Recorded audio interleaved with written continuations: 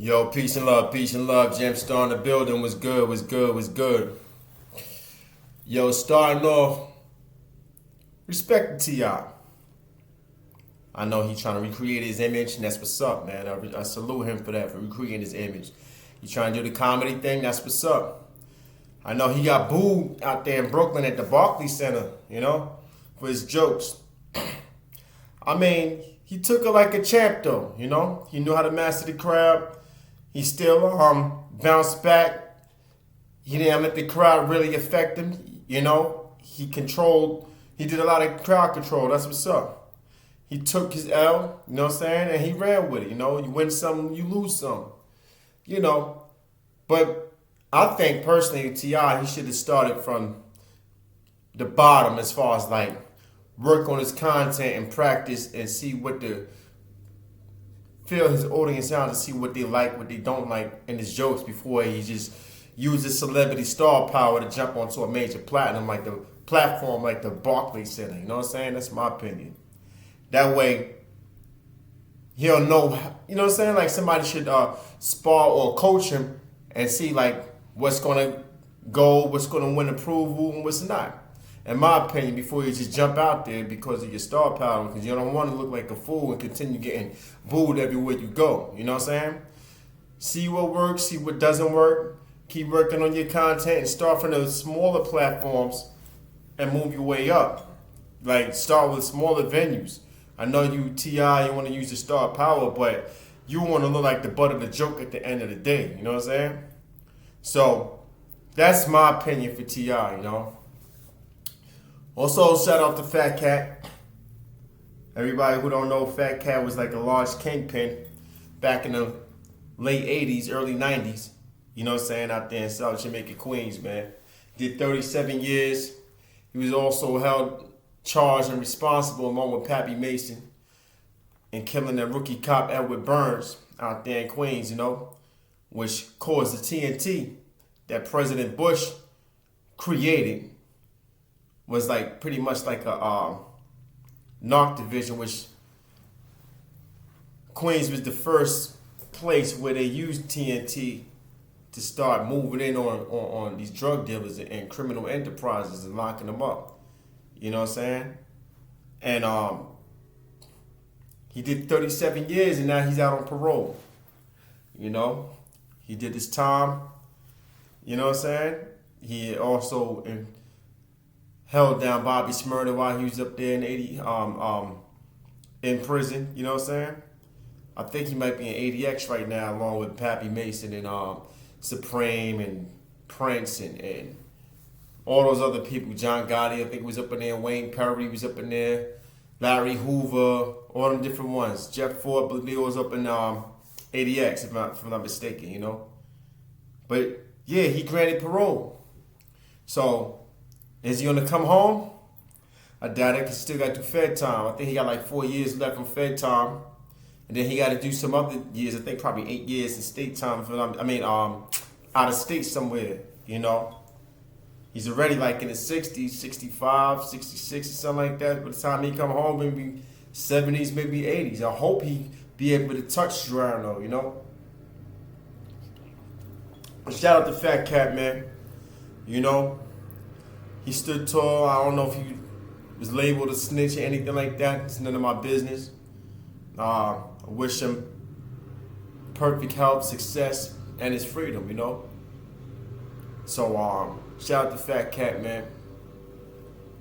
You know what I'm saying? So, also, let's put the light on Hassan Campbell, man. I remember we went on DJ Academic's platform going at Fat Joe. And he was talking down on Fat Joe, pretty much saying like he doesn't do nothing for Big Pun's family, and he left them out there, all the money, left them in an orphanage, And Fat Joe tried to defend himself, but now, fast forward a couple months later, he up there apologizing for his statements because his man that came home, started telling him some things. My thing is like, stand on what you believe in. He started apologizing, buck dancing, You know what I'm saying? Talk about, oh, Fat Joe's like family now all of a sudden because your man told you something. I don't know if he was pressured to make these formal apologies or whatever, but I know one thing about Hassan Campbell. He always going off these rants saying he gonna do what he gonna do to this person when he see him and exposing this person, that person. And when a person confront him, he wanna apologize. It make you not credible outside looking in, make you not believable outside looking in, man, on what they be saying. Like, were you really out there or were you really respected? How you gonna get every time confrontation come, you want to apologize and look for an exit strategy to keep peace. Stand in your square. Stand on what you believe in, bro. You know what I'm saying? If you felt some type of way, let your own convictions correct you. Don't let another man pressure you and force you to say something on air after what you said to recant your statements. It may look like you just got sunned. Like, I'm hoping not, you know what I'm saying? Because I support Hassan Campbell. I respect everything he's saying. You know, I know he goes through his little trial and errors and contradictions, but stand in your square, stand on what you believe in. If you feel some type of way about somebody, you want to expose them, don't switch up and start buckling down when the pressure comes. You know what I'm saying? When dudes want to press you or confront you, then you want to switch up all of a sudden. That don't make any sense, man.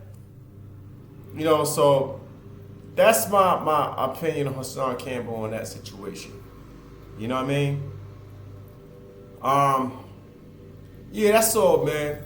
You know what I'm saying? So just stand on what you believe, do what you gotta do, and prepare for the worst. I know Joe Biden, he up here talking about these future hunger strikes coming up. I don't know all the detail because I'm just hearing rumors, hearsay, this and the third, you know what I mean?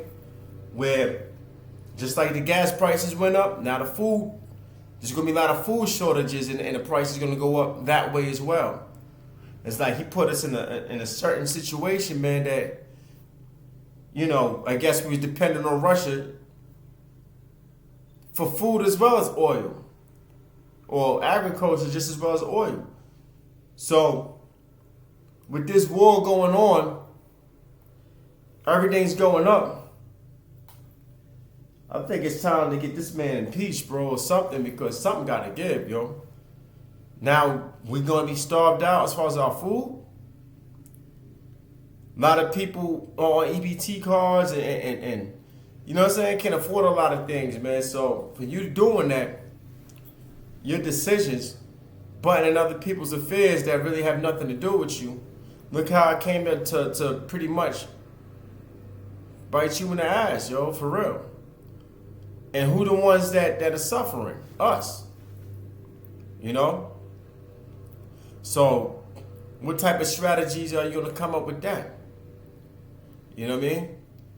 You already got a lot of allies turning against us because of your decisions. It's so much where our allies are siding with Russia, they don't trust Joe Biden. We got turned on when it came down to oil and all these other things. So, for us Americans, might as well just save up all your pennies, man. And everybody start combining and coming together and live off a barter system, man. Because it's gonna get harder these future times coming up, man. So, that's all I gotta say, man. Easy.